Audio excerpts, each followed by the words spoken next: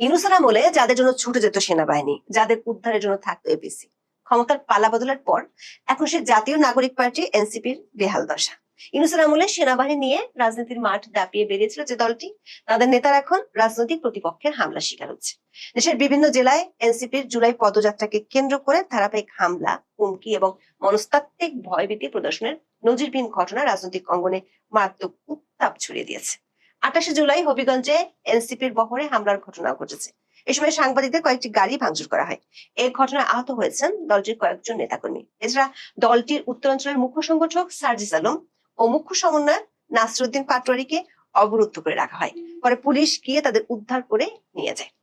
NCP নেতারা অভিযোগ করেছেন স্থানীয় ছাত্র দল এই হামলা চালিয়েছে। এর আগের দিন মেহেরপুরের গাংনীতে এনসিপি সমাবেশ স্থলের কাছে বৈদ্যুতিক তারে দলটির শীর্ষ নেতাদের পুষ্পতুল ঝুলিয়ে রাখা এবং সমাবেশ স্থলের কাছে বোমা সদৃশ বস্তু উদ্ধারের ঘটনাও ঘটেছে।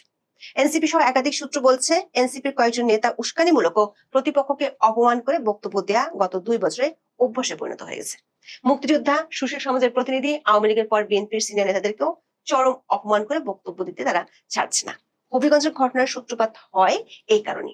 এনসিপির একটি সূত্র বলছে, দলটির কয়েকজন নেতার এমন লাগামহীন বক্তব্যে এরই মধ্যে দলটিতে কয়েক দফা ভাঙ্গন ধরলেও তারা লাগামহীন। বিস্তারিত জানতে চলুন যাওয়া যাক বিশ্লেষণে।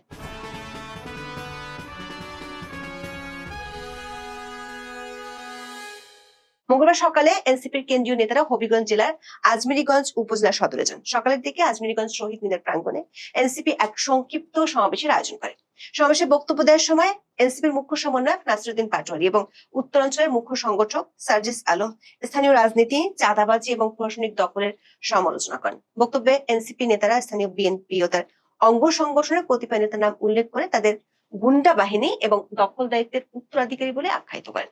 স্থানীয় রাজনৈতিক সূত্র অনুযায়ী এনসিপি নেতাদের এই আক্রমণাত্মক ও নাম উল্লেখ করে দেওয়া বক্তব্য মুহূর্তের মধ্যে সামাজিক যোগাযোগ মাধ্যম এবং স্থানীয় ছাত্রদল ও যুবদলের নেতাকর্মীদের মধ্যে তীব্র ক্ষোভের জন্ম দেয়। আজমিরীগঞ্জের কর্মসূচি শেষ করে এনসিপির কেন্দ্রীয় নেতারা বিকেলের দিকে হবিগঞ্জ জেলা সদরে যান। বিকাল 5:30টার দিকে শহরের সাইফুর রহমান টাউন হলের সামনে এনসিপির পদযাত্রা ও সমাবেশ অনুষ্ঠিত হয়। সমাবেশে কেন্দ্রীয় ও স্থানীয় নেতারা বক্তব্য রাখেন। সমাবেশ শেষে সন্ধ্যা 7টার দিকে নাসিরউদ্দিন পাটোয়ারী, সার্জিস আলম এবং তাদের সহকর্মীরা কয়েকটি যানবাহনে চড়ে হবিগঞ্জ সার্কিট হাউসের উদ্দেশ্যে রওনা দেন। তাদের গাড়ি বহরে এনসিপির মিডিয়া টিম এবং সংবাদকর্মীদের গাড়িও ছিল। গাড়ি বহরটি শহর অতিক্রম করে স্টাফ কোয়ার্টার, থানা মোড় ও সদর হাসপাতাল এলাকা অতিক্রম করার সময় গলির ভিতর থেকে একদল সশস্ত্র যুবক ইট পাটকেল ও দেশীয় অস্ত্র নিয়ে একযোগে হামলা চালায়। এনসিপির অভিযোগ অনুযায়ী হামলাকারীরা ছিল হবিগঞ্জ জেলা ছাত্রদল ও যুবদলের সশস্ত্র ক্যাডার। তারা রামদা, হকি স্টিক, রড ও চেন নিয়ে এনসিপির বহরে আক্রমণ চালায় এবং গাড়ি লক্ষ্য করে ইট পাটকেল ছুটতে থাকে। আকস্মিক হামলায় নাসিরউদ্দিন পাটোয়ারীকে বহনকারী জিপ গাড়িটি দ্রুত গতিতে চালিয়ে প্রায় 1 কিলোমিটার দূরে জেলা সার্কিট হাউসে পৌঁছাতে সক্ষম হয়। তবে বহরের পেছনে থাকা সার্জিস আলমের গাড়িটি আক্রমণকারীদের ঘেরাওর মুখে পড়ে। ইট পাটকেলের আঘাতে সার্জিস আলমের গাড়ির কাঁচ ভেঙে যায়। সার্জিস আলম এবং স্থানীয় এনসিপি নেতারা গাড়ি ছেড়ে নিকটস্থ সোনালী ব্যাংক হবিগঞ্জ প্রধান কার্যালয়ে ঢুকে পড়েন। সার্জিস আলম সোনালী ব্যাংকের ভেতরে অবস্থান করছেন জানতে পেরে ছাত্রদল ও যুবদলের উত্তেজিত নেতা কর্মীরা ব্যাংক ভবনের চারপাশ ঘেরাও করে ফেলে। তারা বাইরে থেকে ইট পাটকেল ছুটতে থাকে এবং উস্কানিমূলক স্লোগান দিতে থাকে। সোনালী ব্যাংকের ভিতরে প্রায় 1 ঘন্টা সম্পূর্ণ অবরুদ্ধ অবস্থায় কাটাতে হয় সার্জিস আলম ও তার সঙ্গীদের। খবর পেয়ে হবিগঞ্জ সদর মডেল থানার পুলিশ ঘটনাস্থলে পৌঁছায় এবং উত্তেজিত জনতাকে সরিয়ে রাত 8টার দিকে সার্জিস আলমকে উদ্ধার করে সার্কিট হাউসে নিয়ে যায়। ঘটনার পরপরই জাতীয় নাগরিক পার্টি বা এনসিপির কেন্দ্রীয় নেতৃত্বের পক্ষ থেকে নিন্দা ও বিচারের দাবি ওঠে। মঙ্গলবার রাতে হবিগঞ্জ সদর হাসপাতালে সার্জিস আলম বলেন, এই হামলার বিচার না হওয়া পর্যন্ত তারা হবিগঞ্জ ছাড়বেন না। তিনি বিএনপি শীর্ষ নেতৃত্বের জবাবদিহি দাবি করে বলেন, তারেক রহমানকে জবাব দিতে হবে। এটা কি তার সন্ত্রাসী বাহিনী যারা শুধু রাজনৈতিক মতভিন্নতার কারণে মানুষের উপর হামলা চালাচ্ছে? সালাউদ্দিন আহমেদকেও জবাব দিতে হবে, তারা জিকে গোসদের এ ধরনের সন্ত্রাসী কর্মকাণ্ডের দায়িত্ব দিয়েছেন কিনা। এনসিপির মুখপাত্র আসিফ মাহমুদ সজীব ভুইয়া অভিযোগ করেন, পুলিশ প্রশাসনের নিষ্ক্রিয়তার সুযোগ নিয়ে সন্ত্রাসীরা সার্কিট হাউসের নিরাপত্তা বলয় ভেঙে ভেতরে হামলা চালিয়েছে। এটা রাষ্ট্রীয় কাঠামোর জন্য এক ভয়াবহ সংকেত বলে তিনি দাবি করেন। তবে হামলার সার্বিক দায় অস্বীকার করেছে জেলা বিএনপি ও ছাত্রদল নেতারা। বিএনপি চেয়ারপারসনের উপদেষ্টা ও হবিগঞ্জ জেলা বিএনপি সভাপতি মোহাম্মদ জিকে গোস বিবিসি বাংলাকে প্রতিক্রিয়া জানাতে গিয়ে বলেছেন, এনসিপির সঙ্গে তাদের কোনো বিরোধ নেই, তাদের উপর হামলা করারও কোনো কারণ বিএনপির নেই। জেলা ছাত্রদল সভাপতি শাহ রাজীব আহমেদ রিঙ্গন দাবি করেছেন, শান্তিপূর্ণ হবিগঞ্জ শহরে এসে অশালীন বক্তব্য দিয়ে শহর অস্থিতিশীল করতে চাইলে তার দায় বক্তাকে নিতে হবে। তবে এই হামলার সঙ্গে ছাত্রদলের কোনো সম্পর্ক নেই বলে তিনি দাবি করে বলেছেন, আজমিরগঞ্জে উস্কানিমূলক বক্তব্যের কারণে বিক্ষুব্ধ সাধারণ জনগণ বা পথচারীরা এই ধাওয়া দিয়ে থাকতে পারে। এই ঘটনার একদিন আগে সোমবার মেহেরপুরের গাংনী পৌর শহরের প্রধান সড়কের বাসিন্দারা দেখতে পান রাস্তার উপর দিয়ে যাওয়া বৈদ্যুতিক ও ইন্টারনেট কেবলে 3টি খড় দিয়ে তৈরি ও সাদা কাপড়ে আবৃত কুশপুতুল গলায় রশি দিয়ে ঝুলিয়ে রাখা হয়েছে। প্রতিটি কুশপুতুলের বুকে এনসিপির শীর্ষ 3 নেতার ছবি সংবলিত স্পষ্ট পোস্টার সাজানো ছিল।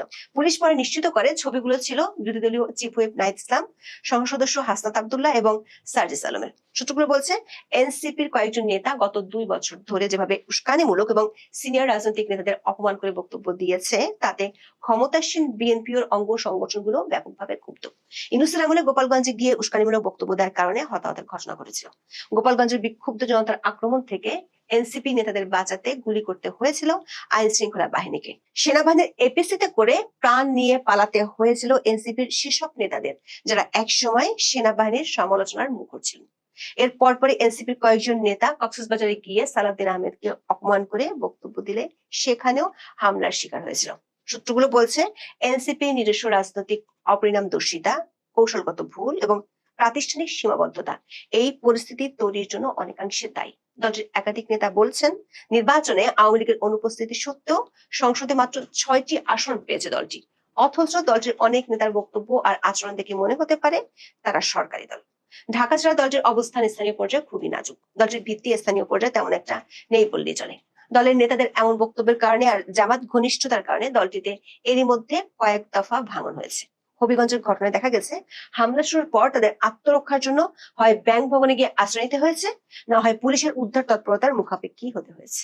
এনসিপি আত্মপ্রকাশের পর থেকে প্রায় সব প্রতিষ্ঠিত রাজনৈতিক দলের সঙ্গে নীতিগত ও বক্তব্যগত সংঘাত তৈরি করেছে। ফলে মফস্বলে বা বিপদের সময় কোনো সামাজিক বা রাজনৈতিক দল তাদের সমর্থনে এগিয়ে আসছে না।